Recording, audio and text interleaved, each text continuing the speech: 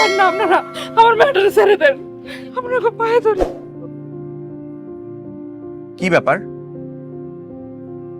আপনারা ওনাকে এরকম বেঁধে রেখেছেন কেন? আর এত কে আপনি? হিরো? শোনেন হিরো, ওনার কাছ থেকে টাকা পাই, কিস্তির টাকা দিতে পারতেছে না, তাই বেঁধে রাখছি।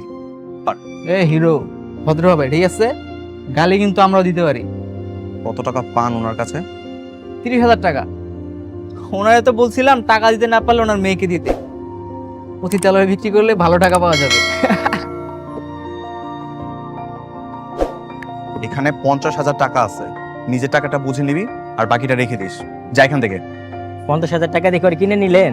হ্যাঁ, বড় লোক তো, হিসাব ঠিকই আছে। 3-4টা রুকি তো এমনও লাগে। হ্যাঁ, তুই যদি এখান থেকে না পালাস না, হাত পা ভেঙে হসপিটালে ভর্তি করবো। যা এখান থেকে। আপনি কে হন ওনার? বস্তির মেয়েটার জন্য আমাদেরকে মারতেছেন? আমি ওর যেটাই হই না কেন, তোদের কোনো সমস্যা? যা এখান থেকে। এই চল টাকা।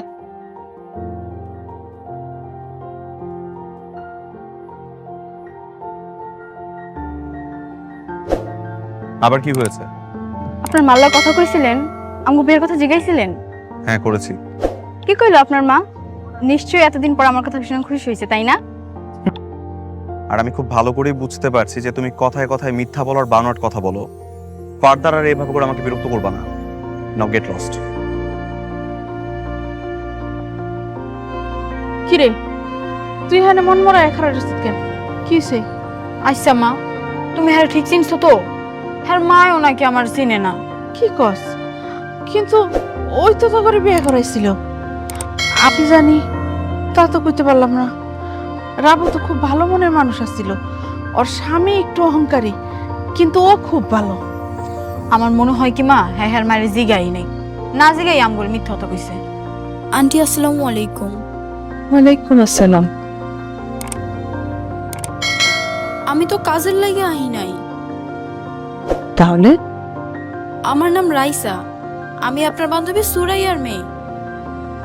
তুমি? হ আন্টি। হাই মাত্র দিন।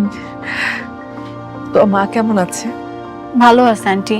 মা তো সব সময় আপনার কথা কয়, আপনার লগে নাকি কত বছর ধরে দেখা হয় না। ছোট্টবেলায়, সেই ছোট্টবেলায় তোমাকে আমি দেখেছিলাম।